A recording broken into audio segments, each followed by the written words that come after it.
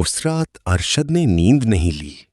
वो घर के बाहर मिट्टी के चबूतरे पे बैठा आसमान को देखता रहा।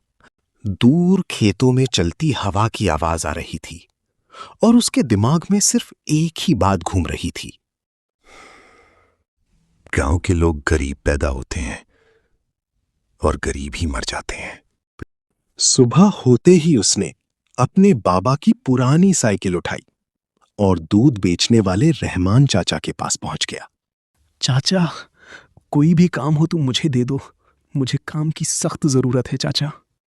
रहमान चाचा उसको ऊपर से नीचे तक देखते हुए बोले, देख बेटा, काम तो है पर बेटा मेहनत बहुत है। अरशद ने सीधा जवाब दिया, जिंदगी उससे ज्यादा मुश्किल है चचा। उस दिन से अरशद सुबह 4 बजे उठने लगा। ठंडी हवा में साइकिल पे दूध के बड़े बड़े डब्बे लेके पूरे गांव में दूध बेचा करता।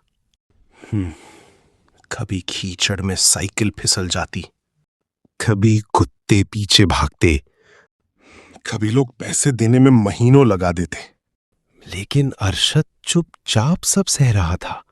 एक दिन वो एक बड़े खेत के पास से गुजर रहा था। उसने देखा कुछ आदमी एक गरीब बूढ़े किसान पे चिल्ला रहे थे, कर्जा नहीं चुका सकता तो जमीन छोड़ दे। वो बूढ़ा आदमी हाथ जोड़ रहा था।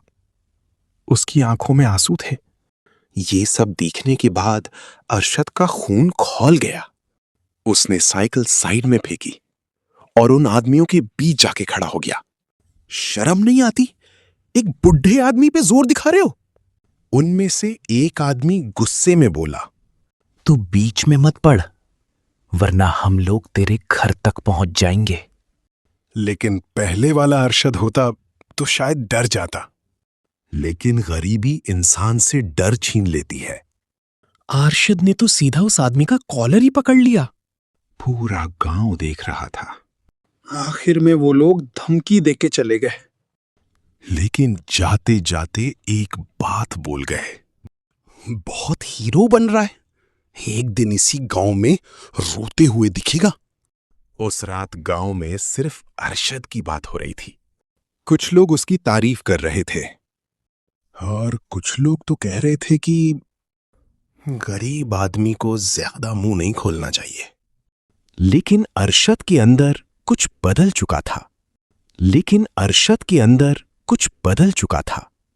अब वो सिर्फ अपने घर के लिए नहीं, बल्कि उन सब लोगों के लिए लड़ना चाहता था जो गरीबी की वजह से रोज चुप करा दिए जाते थे। और उसे बिल्कुल अंदाजा नहीं था कि जिस आदमी का उसने कॉलर पकड़ा था वो गांव के सबसे ताकतवर आदमी का बेटा था।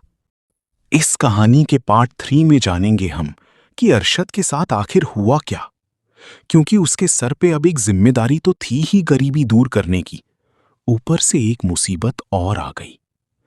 तो बने रहिए इस चैनल के साथ, सब्सक्राइब करके कहानी के अगले भाग के लिए।